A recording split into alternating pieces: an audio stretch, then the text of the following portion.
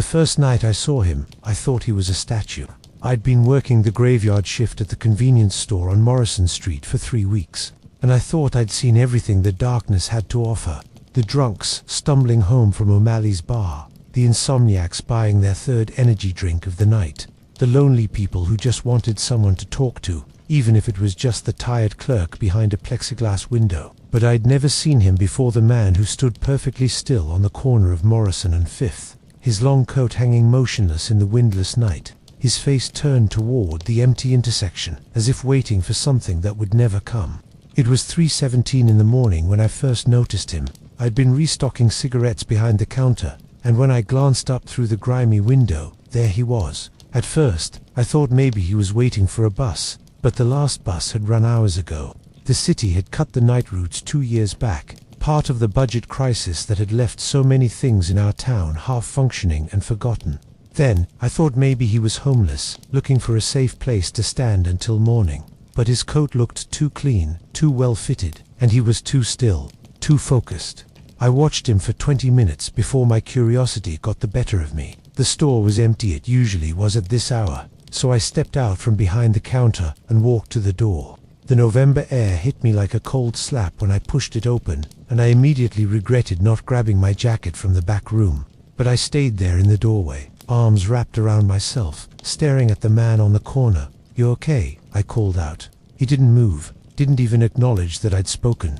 I called out again, louder this time. "Hey, you need help or something?" This time, his head turned, slowly, deliberately, until his eyes found mine across the empty street. Even from that distance, I could see they were dark, not just brown, but dark in a way that seemed to absorb the sickly orange glow of the streetlights rather than reflect it.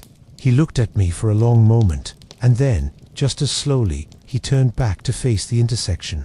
I stood there for another minute, feeling the cold seep through my thin work shirt, wondering if I should call the police. But what would I say? "There's a man standing on a corner, officer. He's not doing anything wrong. He's just ... standing there." They'd probably laugh at me, if they even bothered to send someone at all. The police in our city had more important things to worry about than weird pedestrians in the middle of the night. So I went back inside, turned up the heat behind the counter, and tried to forget about him. But I couldn't. Every time I looked up, he was there. Same position, same stillness, like he'd been carved from the night itself, and placed there as some kind of monument to insomnia and urban decay. At 4 o'clock, a taxi drove past, its headlights sweeping across him, and I saw his profile clearly for just a moment. Sharp features, neither young nor old, with that same intense focus directed at the empty street. At 4:30, a police cruiser rolled by slowly, and I thought for sure they'd stop, ask him what he was doing, maybe move him along, but they just kept going, as if they hadn't seen him at all. By 5 o'clock, when the first hints of grey began to lighten the eastern sky, I'd convinced myself he was harmless, just another lost soul in a city full of them, finding whatever comfort he could in his own strange rituals. I'd seen stranger things, I told myself. Just last week, there'd been the woman who'd bought 17 lottery tickets, one at a time, returning to the counter again and again with a different lucky number each time. And the week before that, the man who'd stood at the magazine rack for 2 hours, reading every single tabloid cover without buying anything. Cities attract odd people, especially at night. That's just how it is. When my replacement arrived at 6, I was exhausted. The shift always wore me out. Something about the fluorescent lights, and the empty hours, and the way time seemed to move differently after midnight. I clocked out, grabbed my jacket, and headed for the door, ready to walk the 6 blocks to my apartment and collapse into bed. But as I stepped outside, I looked toward the corner. He was gone. The intersection stood empty, the traffic lights cycling through their colors for an audience of no one. I felt a strange mix of relief and disappointment, though I couldn't have said why. Maybe I'd wanted an explanation. Maybe I'd wanted to know that I hadn't imagined the whole thing. I shook my head, zipped up my jacket, and started walking home. Before we continue, if you'd like to join me for more stories like this, feel free to subscribe. I share a new one every day. And, if you don't mind, leave a comment and tell me where you're listening from, and what time it is for you right now. I love seeing how far these stories travel. I didn't think about the man on the corner again until the next night. My shift started at 11, same as always. I arrived 10 minutes early, same as always, and let myself in through the back entrance with the key my manager had given me on my first day. The store smelled like it always did, a mixture of stale coffee, cleaning products, and the faint sweetness of the pastries that never sold. I relieved Marcus, the evening shift guy, who barely grunted a goodbye before heading out. He'd been working at the store for 5 years and had perfected the art of minimal human interaction. The first few hours passed normally. A handful of customers trickled in, the usual faces, and a few new ones. Around 1:30 a woman came in and bought 3 frozen dinners and a bottle of cheap wine, and I recognized her as one of my neighbors from the apartment building, though we'd never spoken. She avoided eye contact, paid in cash, and left quickly, and I wondered what her story was, what kept her up at this hour, what she was eating dinner at almost 2 in the morning. Everyone who works the night shift becomes an amateur anthropologist, studying the nocturnal creatures that emerge when the daylight world is sleeping. You start to see patterns. The construction workers who stop in at 2:30 on their way to early morning job sites, buying coffee and energy bars. The nurses getting off from 12-hour shifts at the hospital 3 miles away, their scrubs wrinkled and their eyes exhausted. The younger crowd from the club district, stumbling in around 3 or 4, buying chips and candy and bottles of water to combat their impending hangovers. But that night, around 3 o'clock, I found myself looking toward the window, and there he was again. Same corner, same position, same coat, hanging perfectly still in the windless November night. This time, I felt a chill that had nothing to do with the temperature. I left the counter and walked to the window, pressing my face close to the glass to get a better look. He stood exactly where he'd stood the night before, his body angled toward the intersection, his attention completely focused on the empty street. I waited for him to move, to shift his weight, to do anything that would confirm he was human and not some trick of shadow and streetlight. He didn't move. I pulled out my phone and took a picture through the window. The image was grainy and dark, the streetlights creating halos of orange light that washed out most of the detail, but I could make out his silhouette clearly enough. I zoomed in, trying to see his face, but the resolution was too poor. All I could see was that same intense stillness, that same focused attention. A customer came in, one of the construction workers, right on schedule, and I had to return to the counter. While I rang up his coffee and breakfast burrito, I kept glancing toward the window, afraid the man would disappear again, afraid I'd miss whatever it was he was doing out there. But he stayed. The construction worker left, and I was alone again with the hum of the refrigerators and the quiet buzz of the fluorescent lights. I pulled up the photo I'd taken and stared at it, looking for clues. Was he homeless? A night watchman? Someone with a severe mental illness? Or was there some perfectly rational explanation that I was missing? At 3:30, I decided to go out there again. I wasn't sure what I hoped to accomplish. Maybe I just needed to confirm he was real, that I wasn't losing my mind, that the long nights behind the counter hadn't finally broken something in my brain. I grabbed my jacket this time and pushed through the door, the cold air immediately biting at my exposed skin. The street was empty except for the 2 of us. No cars, no other pedestrians, just me and the man on the corner and the spaces between the streetlights where the darkness pooled thick and heavy. I walked toward him slowly, my footsteps echoing off the buildings. As I got closer, I could see more details. His coat was dark gray, or maybe black, hard to tell in the orange streetlight. His hair was dark too, cut short and neat. He looked to be maybe in his 40s, though the light made it hard to judge. And he was definitely awake, definitely conscious. I could see his eyes moving slightly, tracking something I couldn't see. "Hey," I said when I was about 15 feet away. "Are you okay?" No response. I took a few steps closer. "Do you need help? Are you waiting for someone?" His eyes shifted toward me, and I stopped walking. There was something in his gaze that made the words die in my throat. Not hostility exactly, but not friendliness either. More like ... assessment. Like he was measuring me, calculating something, deciding whether I posed a threat or a distraction. "I'm watching," he said. His voice was quiet but clear, with no accent I could identify. It was the kind of voice that could have belonged to anyone, a teacher, a banker, a mechanic, ordinary in every way except for the context in which I was hearing it. "Watching what?" I asked. He turned back to the intersection. "The streets, someone has to." I waited for him to elaborate, but he didn't. He just stood there, his attention once again completely absorbed by the empty intersection in front of him. Why? I asked.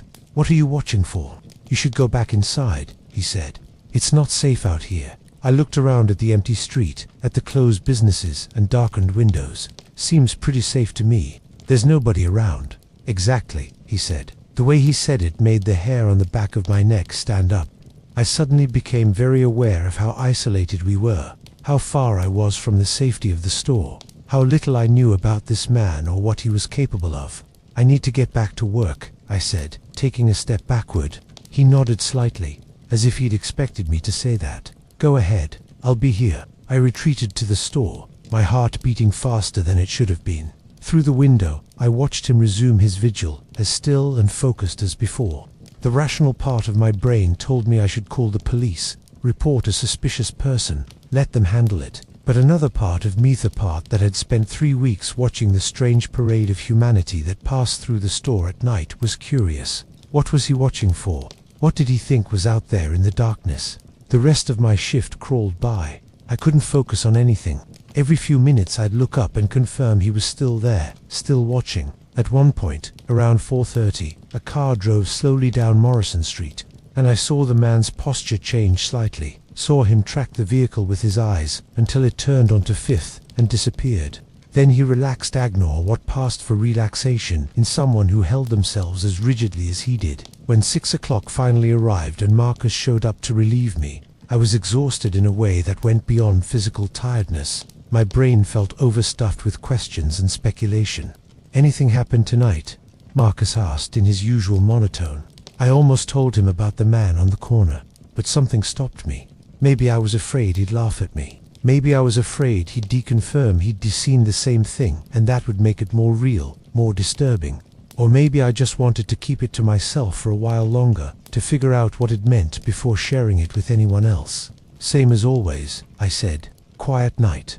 I walked home as the sun came up, but this time I didn't feel relieved when I reached my apartment. I felt unsettled, like I'd stumbled onto something I wasn't supposed to see. Something that existed in the margins of the normal world, where most people never looked.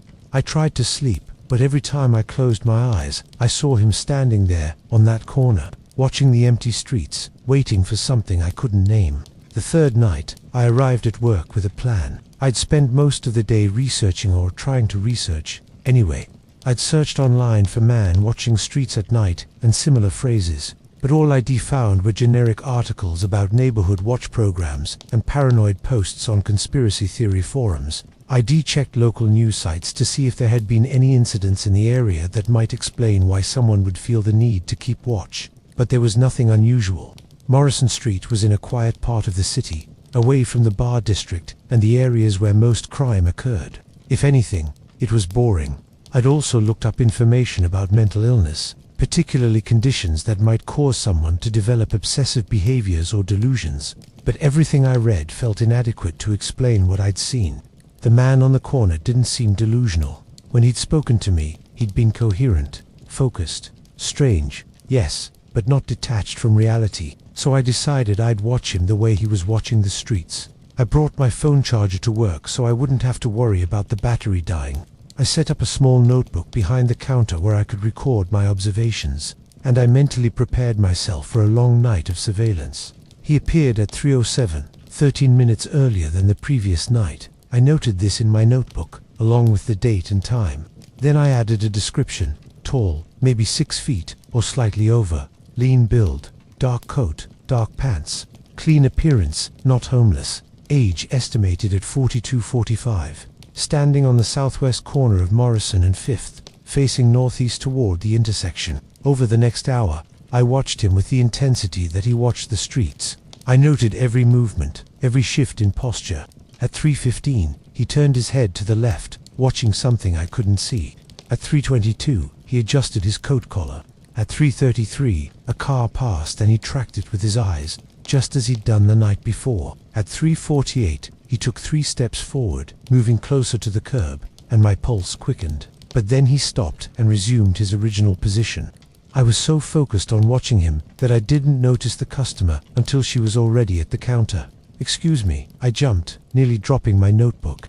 "Sorry, I didn't hear you come in." The woman, middle-aged, wearing a hospital badge on a lanyard, gave me a tired smile. "Night shift brain." I get it. She placed a coffee and a package of trail mix on the counter. Is that guy out there okay? My hand froze over the register. What guy? She gestured toward the window. The one on the corner. I saw him last week too. Same spot. Thought maybe he was having some kind of episode or something. He'd been doing this for at least a week, maybe longer. He says he's watching the streets, I said, ringing up her purchase. Says someone has to. The woman frowned.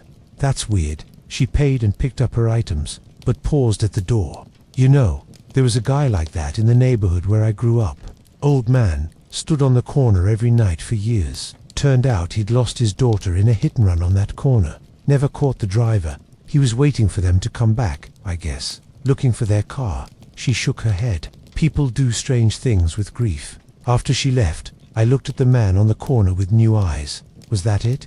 Was he looking for something specific? Someone specific? Had something happened on this corner that had marked him, changed him, set him on this nightly vigil? At 4:15, I couldn't stand it anymore. I had to talk to him again. This time, I didn't announce myself. I just walked out of the store and across the street, positioning myself a few feet behind him and to the side, where I could see his profile but not block his view of the intersection. You were here last week too, I said. A customer told me she saw you last week. He didn't turn to look at me, but he acknowledged my presence with a slight nod. How long have you been doing this? I asked. 3 years, he said. 4 months, 17 days. The specificity of his answer startled me. That's a long time. Yes, I waited for him to say more, but he didn't. The silence stretched between us, filled only by the distant hum of traffic from the highway a few miles away. What are you watching for? I asked finally. What do you think is going to happen? He was quiet for so long I thought he wasn't going to answer. Then, did you grow up in this city? The question caught me off guard. No, I moved here about 2 years ago for work. Then you don't remember, he said. You weren't here when it happened. When what happened? The disappearances. Something cold slithered down my spine. What disappearances? He turned to look at me then, and in the orange streetlight, his face looked haggard, haunted. 8 years ago. Over the course of 6 months, 17 people disappeared from these streets. Right here, in this neighborhood, they went out at night and never came home. I tried to remember if I'd ever heard about this, but came up blank. What happened to them? Nobody knows. The police investigated, but they never found anything. No bodies, no evidence, no witnesses. The people just ... vanished. And then, after 6 months, it stopped. No more disappearances. The police eventually filed everything as cold cases, and people tried to forget about it. But you didn't forget. I couldn't, he said. One of them was my sister. The wind picked up, rattling a loose shutter somewhere in the distance. I pulled my jacket tighter around myself, not entirely because of the cold. I'm sorry, I said. But if it stopped 8 years ago, why are you still watching? Because it's happening again. I felt my heart skip. What do you mean?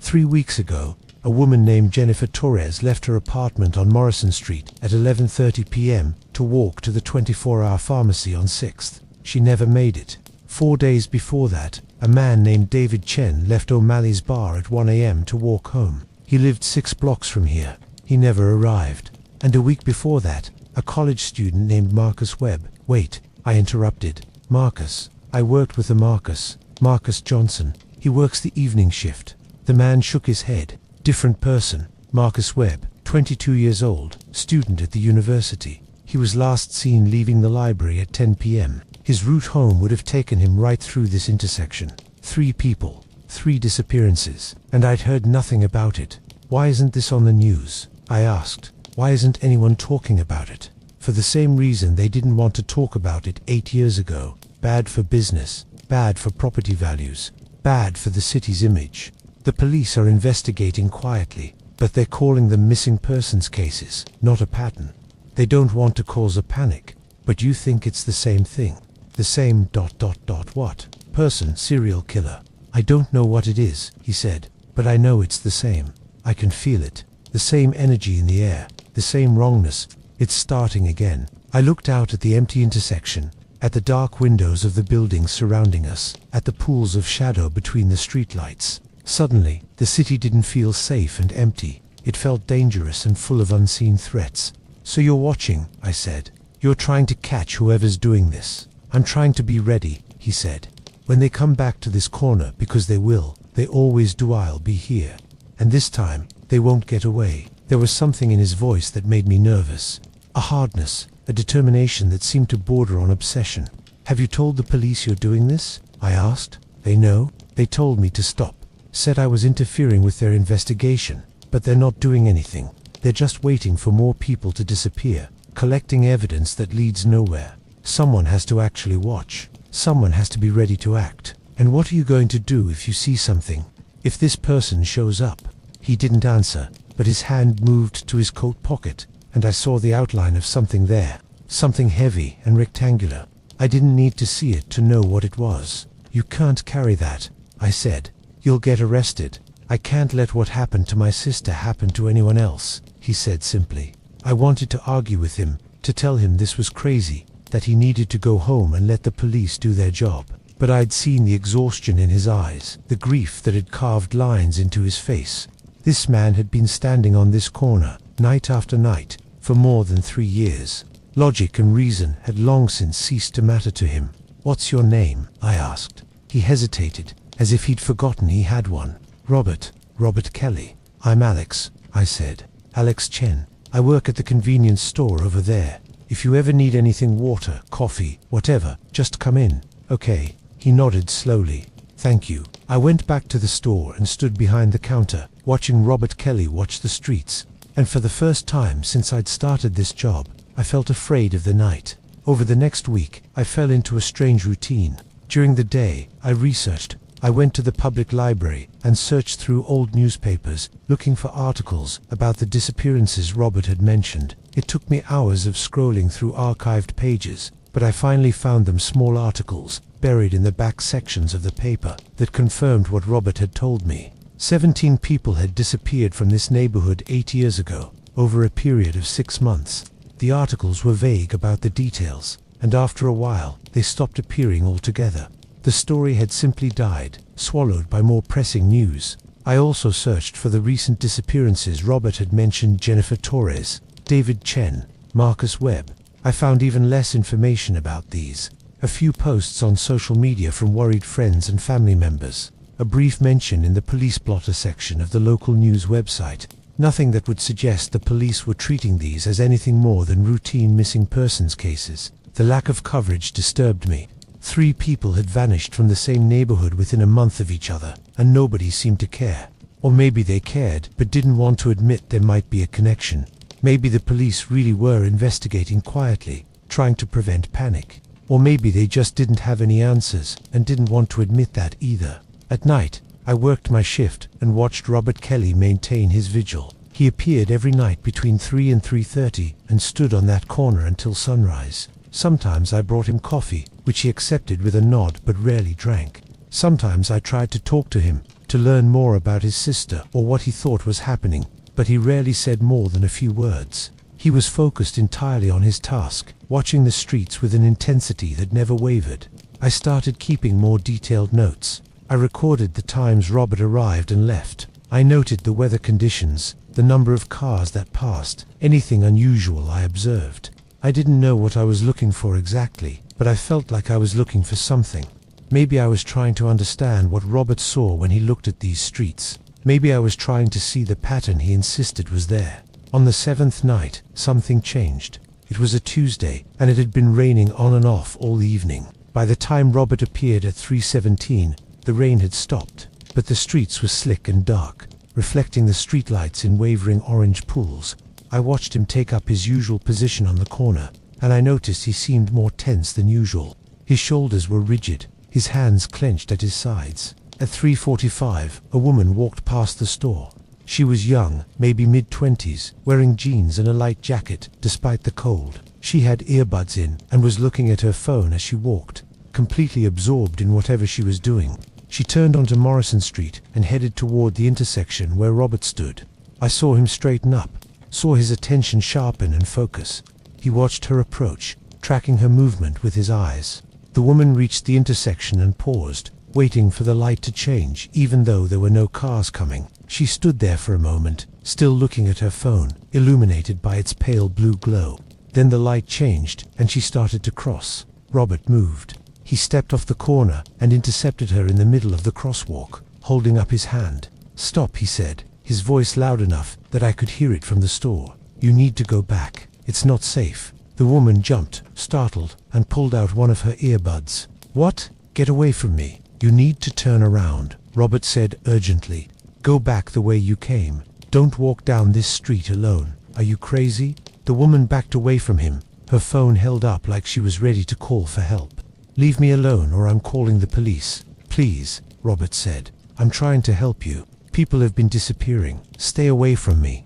The woman turned and ran back the way she'd come, pulling out her phone as she went. Robert stood in the middle of the intersection, watching her go. Even from the store, I could see the defeat in his posture, the way his shoulders slumped. I grabbed my jacket and went outside. "Robert," I called as I approached.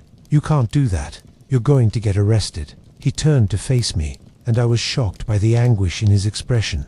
"She doesn't understand. None of them understand. They walk these streets like nothing is wrong, like they're perfectly safe, and then they disappear, and everyone wonders what happened." "I know," I said. "I know you're trying to help, but you're scaring people. That woman probably thinks you were trying to attack her." "Then what am I supposed to do?" he demanded. "Just stand here and watch while people walk into danger. What's the point of being here if I can't actually do anything to stop it?" I didn't have an answer for him. We stood there in the middle of the intersection, the rain starting up again, light drops that caught the streetlight like falling sparks. "Maybe there's another way," I said finally. "Maybe we can figure out what's happening and stop it without scaring people or getting yourself arrested." Robert looked at me with something like hope in his eyes. "I've been researching," I said. "The old disappearances, the new ones. I've been trying to find a pattern, something that might help explain what's going on. Maybe if we work together, we can figure it out." Robert was quiet for a long moment. Then he nodded. "Okay, yes, thank you." We went back to the store, and for the first time since I'd met him, Robert Kelly came inside. He looked strange in the fluorescent light, out of place among the racks of chips and magazines. He was taller than I'd realized, and older too. I revised my estimate to late 40s or early 50s. There were deep lines around his eyes and mouth, the kind that come from years of stress and insufficient sleep. I poured him a cup of coffee from the pot that had been sitting on the burner for hours, and gestured to one of the small tables near the window where customers sometimes sat to eat their purchases. "Sit," I said. "We'll figure this out." Over the next hour, while the occasional customer drifted in and out, Robert told me everything he knew. His sister, Catherine Kelly, had been 32 when she disappeared. She'd been a high school English teacher, well liked by her students and colleagues. No known enemies or problems.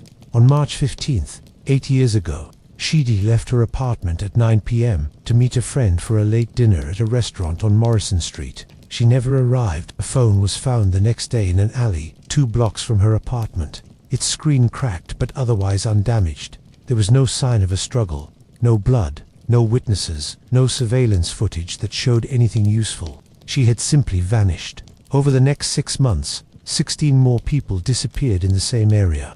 Young and old, men and women, people from all walks of life. The only thing they had in common was that they'd all been walking alone at night when they vanished. The police had investigated extensively, Robert said, but had found nothing.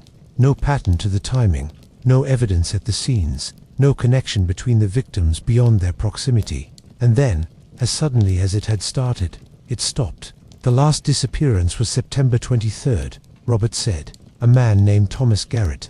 After that, nothing. The police kept investigating for a while, but the trail was cold. Eventually, they had to focus on other cases, other crimes, and people forgot. "But you didn't," I said. "How could I?" His hands tightened around the coffee cup. "She was my sister, my only family. I kept looking, kept asking questions, kept going over the police reports trying to find something they'd missed. And then, about 3 years ago, I had a thought. What if the person who did this never left? What if they're still here, still in the neighborhood, just ... waiting. Waiting for what? I don't know. Maybe for people to forget, maybe for some other reason. But I realized that if I wanted to catch them, I needed to do what the police couldn't do. I needed to be here, on these streets, every night.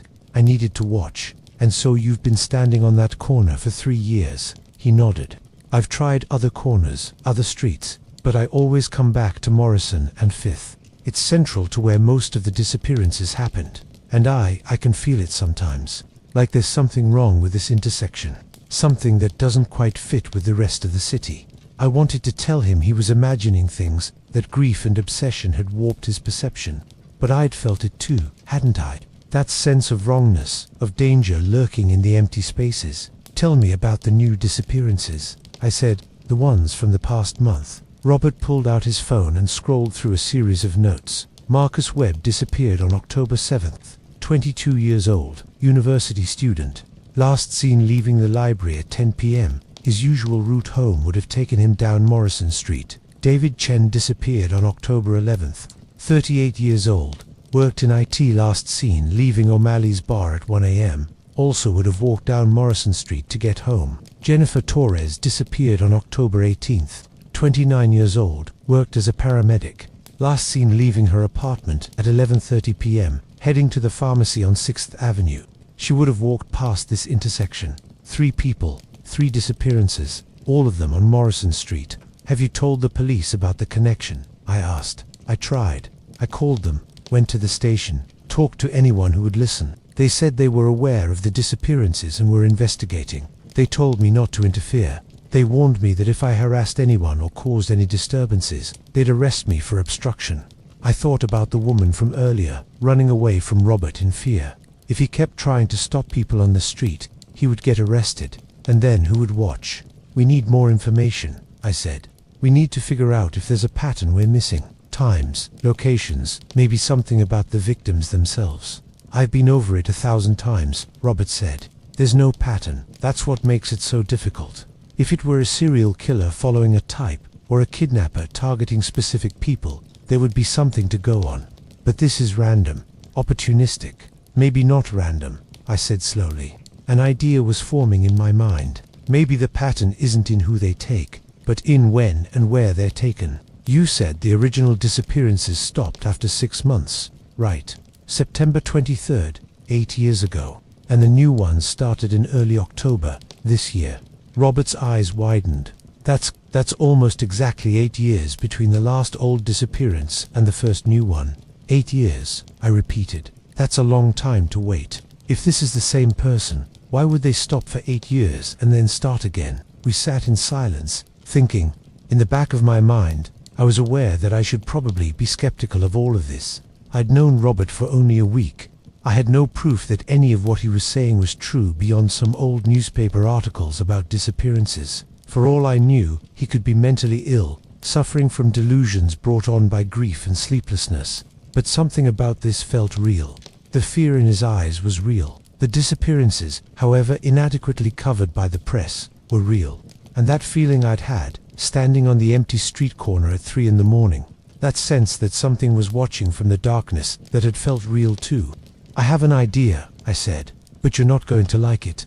Robert looked at me. What is it? We use someone as bait. Someone walks the route where the disappearances happened, at the time when they happened, and we watch. We see if anything happens. Absolutely not, Robert said immediately. That's insane. You want to risk someone's life. I'm not talking about risking someone's life. I'm talking about being prepared. You watch from your corner. I'll watch from the store. We'll have phones. We'll be in constant communication. And whoever's walking will have pepper spray and an alarm and know exactly how to get to safety. It's just to see if we can draw out whoever's doing this, and if they attack. If something happens faster than we can react, then we call the police, and they'll finally have to take this seriously, I said. Look, I know it's dangerous, but people are already disappearing. At least this way, we'd be ready. We'd have a chance to stop it. Robert shook his head. I can't ask anyone to do that. You're not asking. I'm volunteering. He stared at me. You know, no way. I barely know you. Why would you do this? It was a good question. Why was I volunteering to walk alone down a street where multiple people had vanished? Was it curiosity, a desire to help? Or was it something else, something I didn't want to admit even to myself? I need to know that. The world made sense, that there were explanations for strange things, that the darkness wasn't as full of monsters as it sometimes seemed. Because you're right, I said finally. Someone has to watch, and someone has to do more than just watch. If we don't do something, more people will disappear. Robert looked at me for a long moment. Then he nodded slowly. Okay, but we do this carefully. We plan everything. And if anything seems wrong, you get out of there immediately. No heroics. No heroics, I agreed. We spent the rest of the shift planning. Robert laid out a map of the neighborhood on the table, marking the locations where people had disappeared with red X's, most of them clustered around Morrison Street. Within a 4-block radius of the intersection where Robert kept his watch, we identified the most dangerous route, the one where the most disappearances had occurred, and planned exactly how I would walk it, where Robert would position himself to watch, and what our emergency protocols would be. By the time 6 a.m. rolled around and Marcus arrived to start his shift, I was exhausted but wired with nervous energy. Robert and I agreed to meet the following night to finalize our plans. He left the store looking more animated than I'd seen him, as if having a purpose beyond just watching had given him new life. I walked home in the growing daylight, my mind racing with everything we'd discussed. What were we doing? Was this brave or stupid, helpful or dangerous? I didn't have answers. All I knew was that I couldn't unknow what Robert had told me. I couldn't unsee those red X's on the map, couldn't unhear the pain in his voice when he talked about his sister. Someone had to do something, and somehow, that someone had become me. I slept poorly that day, my dreams full of empty streets and watching shadows. When I woke up in the late afternoon, I found myself checking my phone obsessively, looking for news stories about disappearances, about bodies being found, about anything that might give me a reason to call off what we were planning. There was nothing. At work that night, I was jumpy and distracted. Every customer who came in seemed suspicious. Every sound from outside made me turn to the window. Marcus noticed and asked if I was okay, and I told him I hadn't been sleeping well, which was true enough. Robert didn't appear on his corner at his usual time. 3 o'clock came and went, then 3:30, then 4. I started to worry that something had happened to him, that maybe I'd been wrong to trust him, that maybe this whole thing had been some elaborate delusion. But at 4:15, he appeared, not on the corner, but at the door of the store. He looked agitated, his hair disheveled, his eyes red-riddened. "We need to move up the timeline," he said as soon as he was inside. "We need to do this tonight." What happened? He pulled out his phone and showed me a news article. The headline made my stomach drop. 4th person reported missing in Morrison Street area. I read the article quickly. A 19-year-old named Sarah Mitchell had been reported missing by her roommate that morning.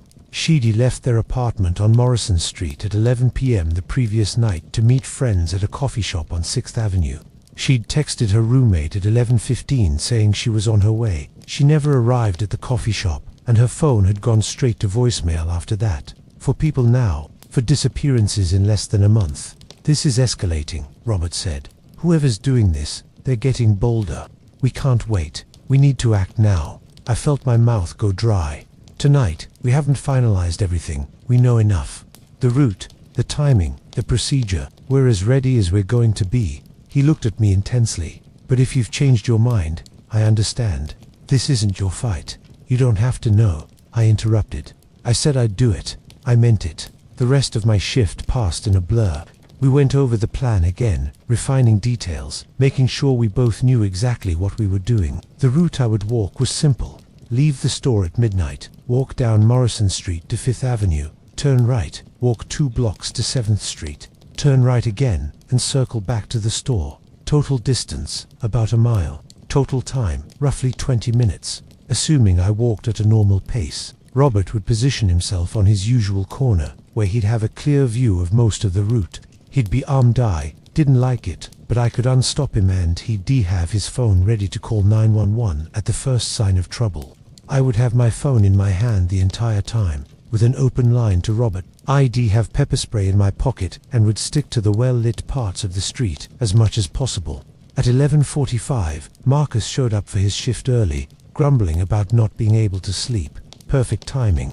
I told him I wasn't feeling well and needed to leave a few minutes early. He didn't question it. At midnight exactly, I stepped out of the store. The November air was cold and damp, with a mist that wasn't quite rain but left everything slick and shining.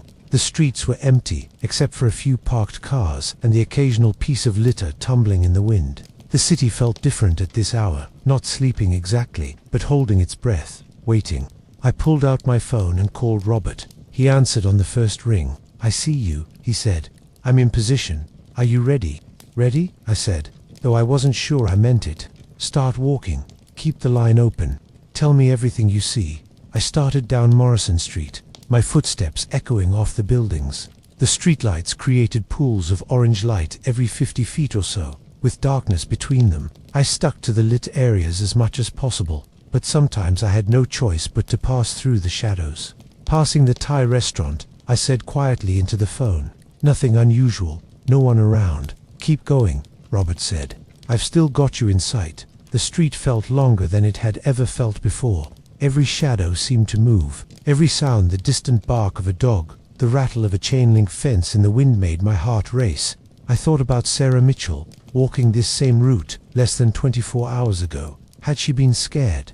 Had she felt that sense of being watched? Approaching the intersection of Morrison and 5th, I reported, "I can see you on the corner." I looked over and saw Robert's silhouette against the streetlight. He raised his hand slightly in acknowledgement. Turning right onto 5th, I said, "This part of the route took me away from Robert's line of sight." The buildings here were older, with fewer functioning streetlights. The shadows grew longer, deeper. I walked faster, my hand gripping the pepper spray in my pocket. "There's an alley coming up on my left," I said, "between the dry cleaner and the bookstore." "Be careful," Robert said. "That's where one of the original disappearances happened. A woman named Patricia Reeves. February 14th, 8 years ago. I'd read about her in the newspaper archives. Valentine's Day, walking home from dinner with friends. Vanished without a trace." I approached the alley slowly, my entire body tense. It was darker than the rest of the street. The streetlight at the entrance burned out or broken. I couldn't see more than a few feet into it. "I'm passing the alley now," I whispered. I walked as close to the curb as possible, giving the alley's mouth a wide berth. As I drew level with it, I couldn't help but turn my head and look into the darkness. Something moved. I froze, my breath catching in my throat. Deep in the alley, maybe 20 or 30 feet back, I saw movement. A shape, darker than the surrounding darkness, shifting position. "Robert," I whispered urgently, "there's something in the alley. Get away from there," he said immediately. "Keep walking. Don't run. Just walk normally and get past it." I started moving again, forcing myself not to run, not to look back. My whole body was shaking. Behind me, I heard a sound, footsteps, maybe, or something scraping against the pavement. "It's following me," I said, my voice rising in panic. "Where are you?" Robert demanded. "Give me your exact location." 5th Avenue, between Morrison and 6th Street, east side of the street. "I'm coming to you. Keep walking. Stay on the phone." I walked faster, no longer caring about appearing calm. The footsteps behind me were getting closer. I could hear breathing now, heavy and rhythmic. I risked a glance over my shoulder. There was a figure behind me, maybe 15 feet back, tall, with a strange, lurching gait. As I watched, it moved from one pool of streetlight to the next, and I caught a glimpse of its face. Not a face, something else, something wrong. I ran, all pretense of calm abandoned. I sprinted down the street, my phone clutched in one hand, my other hand fumbling for the pepper spray. Behind me, I heard the footsteps accelerate, matching my pace. "Alex," Robert's voice shouted from the phone. "What's happening? Where are you?" I couldn't answer. I was too busy running, my lungs burning, my legs pumping. The intersection with 6th Street was ahead. If I could just reach it, just get to a more populated area. Something grabbed the back of my jacket. I screamed and spun around, spraying pepper spray wildly. The canister hissed, sending out a cloud of burning mist. The figure behind me recoiled with a sound that wasn't quite human, a clicking, chittering noise that made my skin crawl. No, I broke free and kept running. Behind me, I heard Robert shouting, "I see you. I'm almost there." I burst out onto 6th Street and nearly collided with a group of people standing outside a bar. They scattered, yelling in surprise, and I ran past them without stopping. I could hear Robert behind me now, his footsteps pounding on the pavement, his voice calling my name. I finally stopped in the parking lot of an all-night diner, my hands on my knees, gasping for breath. Robert caught up to me a moment later, his face flushed, his eyes wild. "Are you okay? Did it hurt you? What happened?" I shook my head, still too out of breath to speak. I held up my pepper spray canister, my hand shaking so badly I almost dropped it. "Did you see it?" I finally managed to gasp out. Did you see what it was? Robert looked grim. I saw something, but I couldn't tell what. It was too dark, and it moved too fast. He looked back the way we'd come. We need to call the police. We need to tell them what happened. We went into the diner and sat in a booth near the back.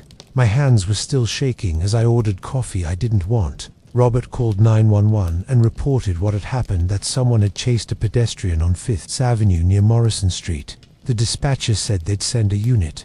2 police officers arrived about 15 minutes later.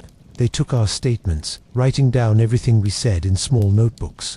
I told them about being followed, about the strange figure in the alley, about running away. Robert told them about the disappearances, about his sister, about his belief that the same thing was happening again.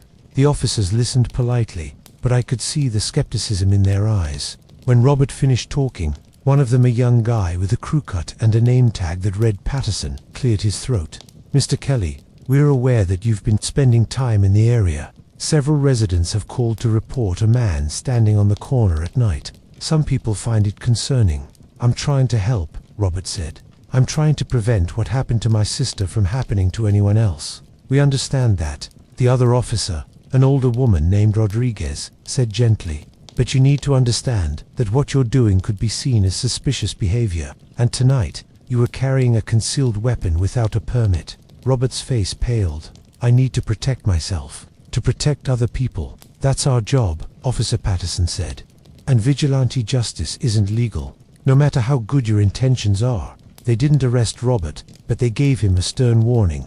If he was caught carrying a weapon again, or if he tried to interfere with any investigations, he would be charged. They also suggested strongly that he seek counseling for his grief over his sister. To me, they were somewhat more sympathetic. They said they'd patrol the area more frequently and suggested I not walk alone at night.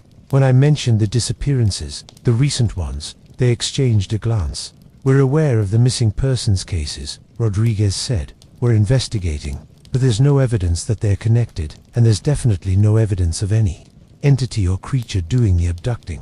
"I saw something," I insisted. "It wasn't human. The way it moved. It was dark." Patterson interrupted. "You were scared. It's easy to misidentify things in those conditions." They left soon after, and Robert and I sat in the booth in silence. The adrenaline was wearing off now, leaving me exhausted and shaky. "I'm sorry," Robert said finally. "I shouldn't have let you do that. This was a terrible idea." "No," I said. "You were right. Something is out there. I saw it. I felt it grab my jacket. That was real. But we're not any closer to knowing what it is or how to stop it." I thought about that figure in the alley, about the wrongness of its movement, about that clicking sound it had made. "Maybe we're looking at this the wrong way," I said slowly. "We've been assuming it's a person killer or a kidnapper. But what if it's not? What if it's something else?" Robert looked at me. "Like what?" I shook my head. I didn't have an answer, but something had chased me through those streets. Something that had moved in a way that didn't seem entirely human, and I could unshake the memory of that moment when I looked back and seen its face, or what should have been its face. The diner was starting to fill up with the early morning crowd, truckers and night shift workers, grabbing breakfast before heading home. In the bright fluorescent light, surrounded by the normal sounds of clattering dishes and casual conversation, what had happened seemed almost unreal, like a nightmare I'd had, rather than something that had actually occurred. But the tear in the back of my jacket was real. The racing of my heart was real. And somewhere out there in the darkness, 4 people were still missing. Over the next few days, I tried to return to normal life. I went to work. I slept. I did my laundry and paid my bills and pretended that everything was fine. But I couldn't stop thinking about what had happened that night. I didn't see Robert for almost a week. I looked for him on his corner during my shifts, but he never appeared. I tried calling him a few times, but he didn't answer. I started to worry that the police had arrested him, or that he'd given up his vigil, or that something worse had happened. The news about the missing people continued to trickle out. Sarah Mitchell's parents appeared on local television, pleading for information about their daughter. The police held a press conference, confirming that they were investigating multiple missing persons cases, but maintaining that there was no evidence of a serial killer or any immediate threat to public safety. I watched the press conference online, feeling frustrated and helpless. How could they say there was no immediate threat when 4 people had vanished in less than a month? How could they dismiss the possibility of a connection but I also understood their position. What evidence did we really have? Some people had gone missing tragic, but it happened in every city. I'd been chased by something I couldn't clearly identify in the dark. Robert had been standing on a corner for 3 years, driven by grief and the desperate need to believe his sister's disappearance was part of a larger pattern that could be solved. Maybe we were wrong. Maybe we were seeing connections that didn't exist, creating a narrative to explain random tragedies that didn't have explanations. But then, on my day off, I found something that changed everything. I'd been at the library, continuing my research into the old disappearances. I'd gone through all the newspaper articles multiple times, but I decided to look at the microfiche archives, the really old stuff that hadn't been digitized yet. It was tedious work, scrolling through page after page of grainy images, looking for anything that might be relevant. I found it in a newspaper from 16 years ago, years before Catherine Kelly disappeared. The article was small, just a few paragraphs on page 7. It described a series of disappearances that had occurred in the Morrison Street area. Over a period of 6 months, 12 people had vanished without a trace. The police had investigated extensively, but found no leads. And then, just as suddenly as they'd started, the disappearances stopped. 12 people, 16 years ago. 17 people, 8 years ago. 4 people so far this year, 8 years. The pattern repeated every 8 years. My hands were shaking as I printed out the article. I looked at the dates. The first disappearance had occurred in March, 16 years ago. The last one had been in September. March to September, 6 months, just like the pattern 8 years ago. If the pattern held, that meant the disappearances this year would stop around April or May of next year. 6 more months of people vanishing into the night, unless we stopped it. I left the library and went straight to Robert's apartment. I'd gotten his address from the police report. It had been in the public records at the station. It was a small studio in a building 3 blocks from Morrison Street, close enough that he could walk to his watching post every night. I knocked on his door and waited. After a long moment, I heard movement inside, and then the door opened a crack, the chain still engaged. Robert looked terrible. He hadn't shaved in days, and his eyes were bloodshot and hollow. "Alex," he said, his voice hoarse. "What are you doing here?" "I found something," I said. "Something important. Can I come in?" He hesitated, then nodded and closed the door to remove the chain. When he opened it again, I saw the inside of his apartment for the first time. It looked like the workspace of someone obsessed. The walls were covered with maps and newspaper clippings and photographs. Red string connected various points, creating a web of connections that probably made sense to Robert but looked like chaos to me. A laptop sat on a small desk, its screen displaying a spreadsheet full of dates and names. "I'm sorry about the mess," Robert said, clearing a space on the couch for me to sit. "I've been working." "Robert, listen to me. I found another pattern." I showed him the article I'd printed. 16 years ago, the same thing happened. 12 disappearances over 6 months, all in this same area. Same pattern as 8 years ago. Robert took the article with trembling hands and read it. When he looked up, there were tears in his eyes. 8 years, he whispered. "It happens every 8 years. Which means it's not a person," I said. "People don't follow 8-year cycles. Serial killers don't stop for 8 years and then start again with the same pattern. This is something else." "But what?" Robert asked. "What could do this? What could be responsible for disappearances across 16 years? I'd been thinking about that ever since I'd found the article. "I don't know, but I think we need help. We need to talk to someone who might understand what we're dealing with." "The police won't listen. I've tried everyone I can think of. Not someone official," I said. "Someone who studies weird things, unexplained phenomena, urban legends." Robert looked skeptical. "You want to talk to paranormal investigators, ghost hunters?"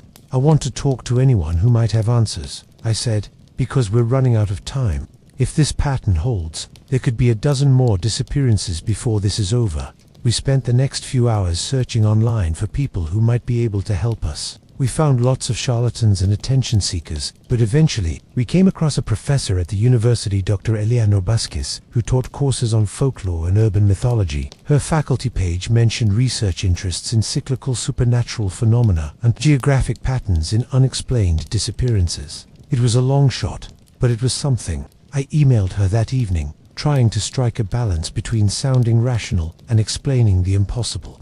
I described the disappearances, the 8-year cycle, the entity I'd encountered in the alley. I included scans of the newspaper articles and a summary of everything we'd discovered. I didn't expect a response. Who would believe a story like this from a complete stranger? But the next morning, when I checked my email before going to bed, there was a reply from Dr. Vasquez. "Your email troubles me," she'd written, "but it doesn't surprise me. I've been tracking similar patterns in other cities. Can we meet?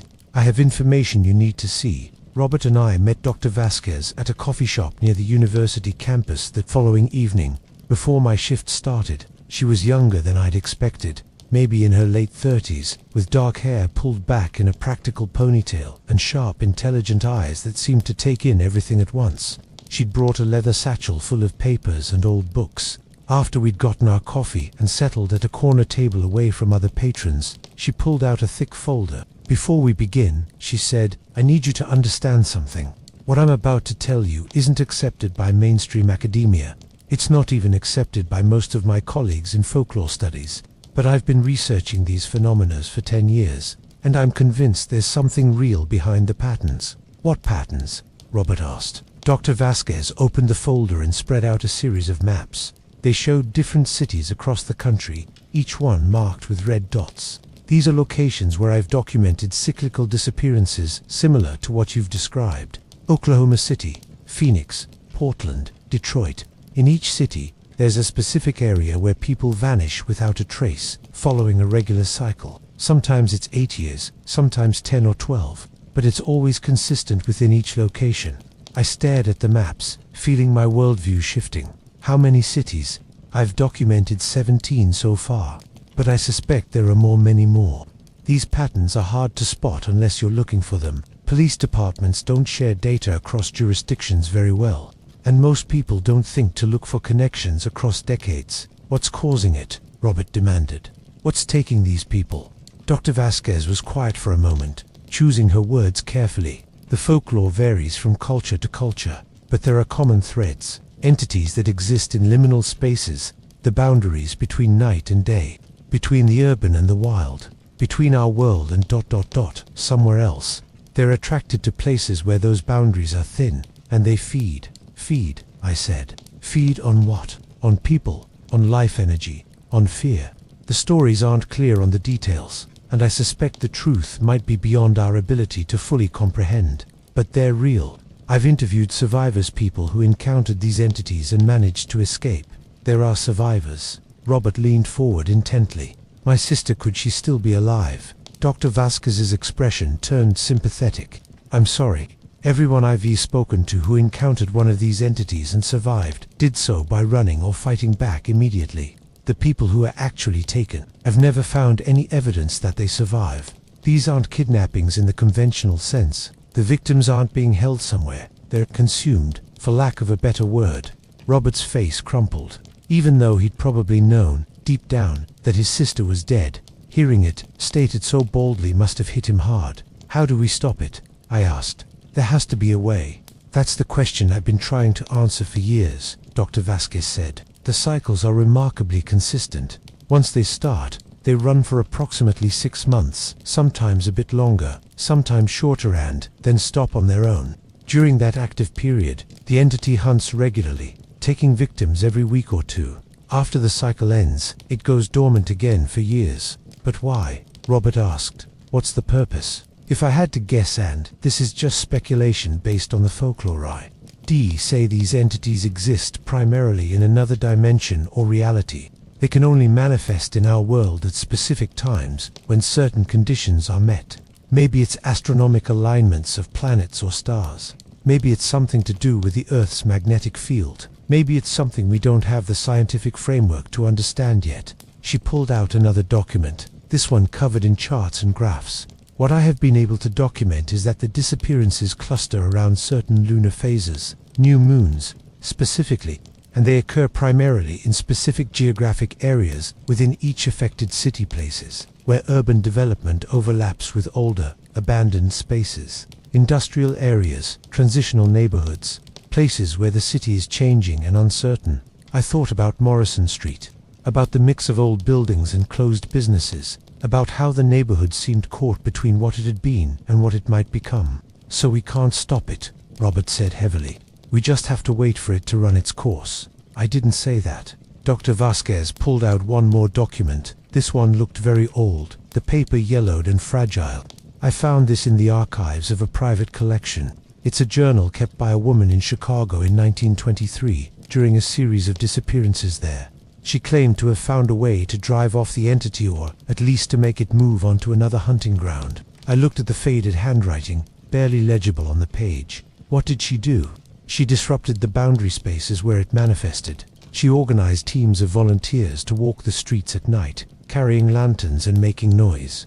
They never walked alone, always in groups. They painted symbols on buildings, protective marks from various traditions. And most importantly, they stayed vigilant. They refused to let the entity hunt in darkness and silence. Did it work? Robert asked. According to her journal, the disappearances stopped after only 6 weeks instead of the usual 6 months. The entity apparently moved to another part of the city. Dr. Vasquez closed the folder. I can't guarantee this would work in your situation. Every case is different, but it's the closest thing I've found to a solution. We have to try, I said immediately. We can't just let this continue for 6 months. 4 people are already gone. Robert nodded slowly. But we can't do this alone. We'd need help. A lot of help. Then we get help, I said. We tell people what's happening. We organize. We make it impossible for this thing to hunt. Dr. Vasquez looked concerned. You need to understand what you're proposing. If you're wrong, if this isn't what I think it is, you could cause a panic for nothing. And even if you're right, trying to interfere with one of these entities is dangerous. People have died trying to fight them. People are already dying, Robert said. At least this way, we'd be doing something. We talked for another hour, planning and strategizing. Dr. Vasquez agreed to help us. She had contacts in the city, people who'd be interested in this kind of research, and she could lend academic credibility to what we were saying. Robert knew the neighborhood and the streets better than anyone, and I had my position at the convenience store, which gave me a legitimate reason to be out at night and a base of operations. It wasn't much, but it was a start. Over the next week, we worked to build our coalition. It was harder than I'd expected. Most people we approached thought we were crazy.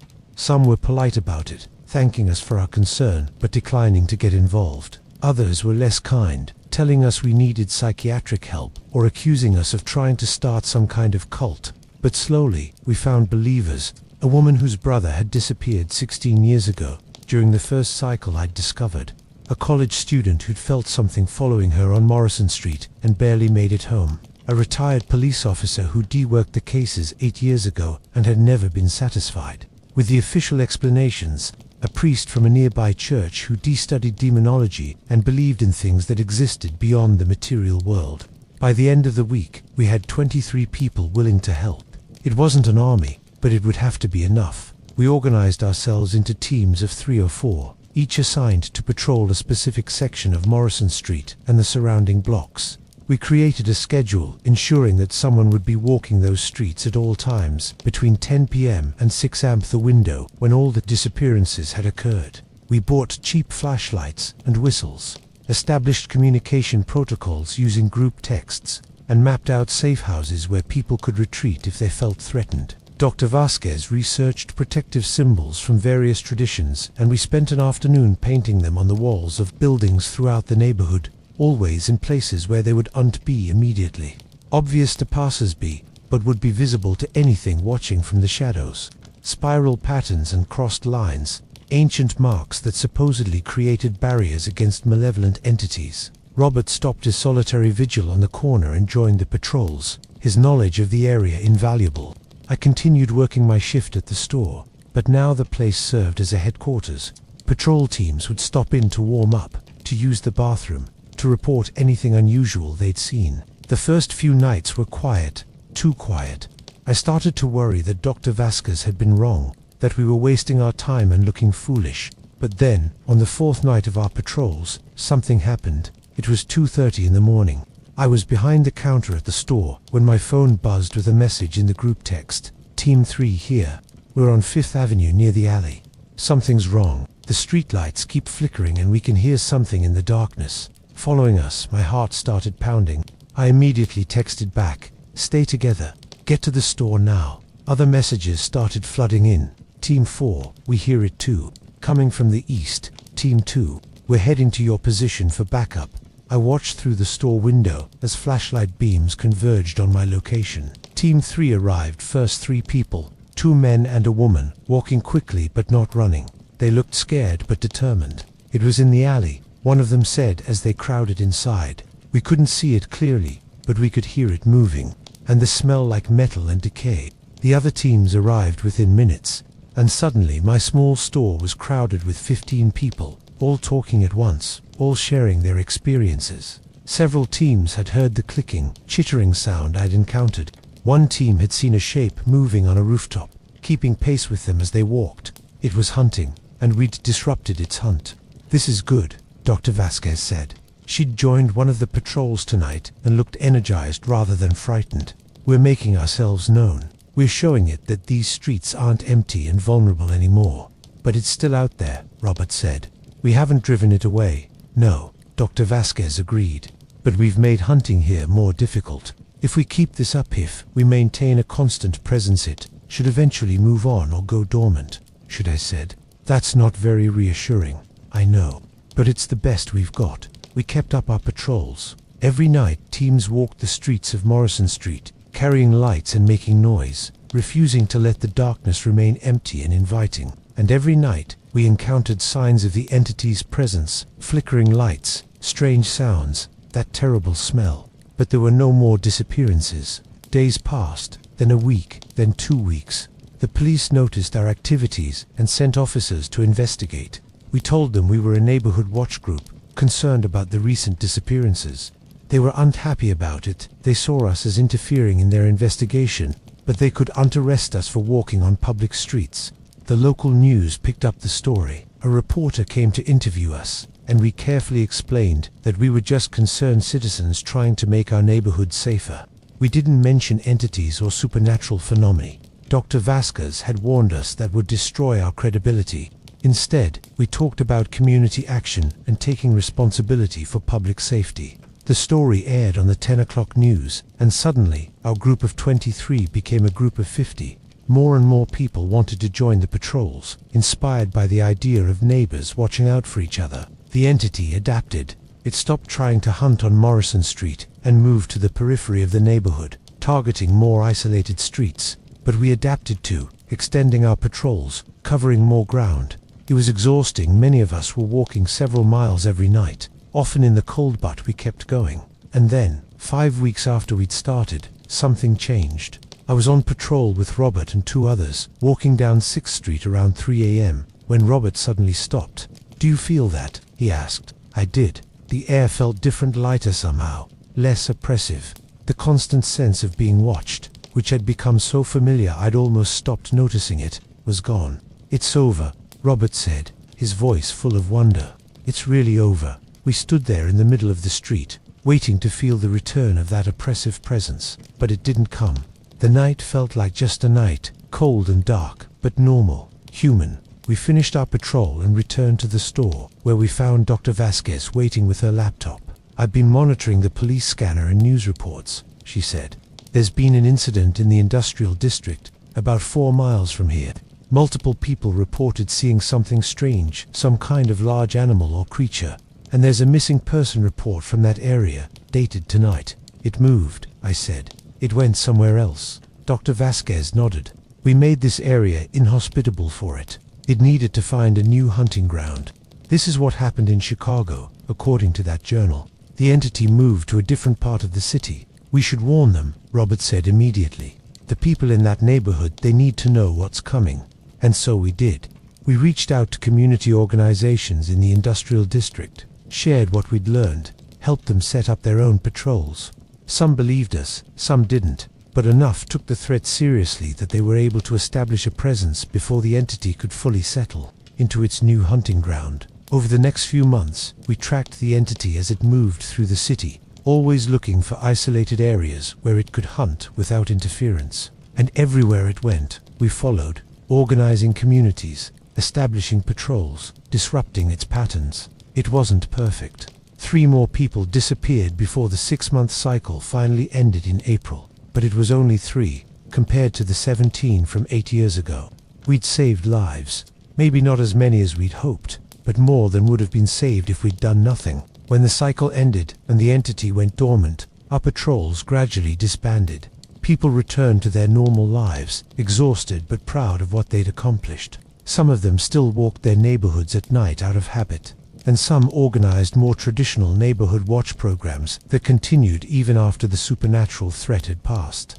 Robert stopped standing on his corner, but he didn't stop watching. He'd converted his obsession into something more sustainable. He became an advocate for missing persons, working with families and police departments, pushing for better data sharing and investigation protocols. He'd turned his grief into action, finding purpose beyond his nightly vigil. Dr. Vasquez published a paper about cyclical disappearances and community response strategies. It was controversial in academic circles, but it caught the attention of people in other cities who'd noticed similar patterns. She'd created a network of researchers and activists, all working to understand and combat these phenomena.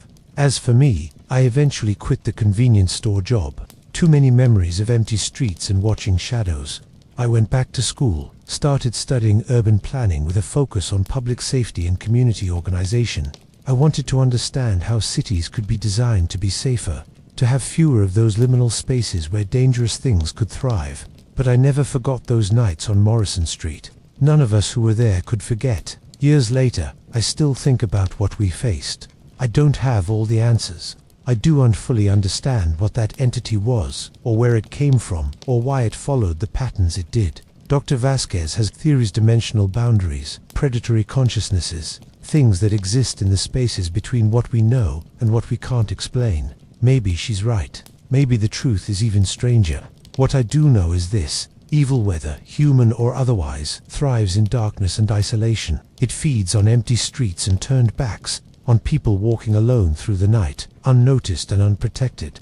And the antidote to that evil isn't just vigilance, though that matters. It's community. It's people refusing to let their neighbors disappear into the dark without someone noticing, someone caring, someone standing watch. Robert Kelly understood that. He'd spent years standing alone on a corner, watching empty streets, trying to protect strangers from an invisible threat. It wasn't until we stood together, until we made those streets less empty and less dark, that we were able to make a difference. I'm older now.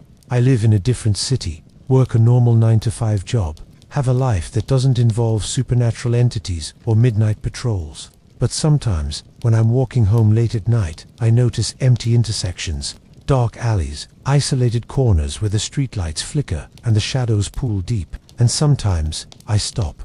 I stand there for a while, making myself visible, making sure those spaces aren't as empty as they appear. Because someone has to watch.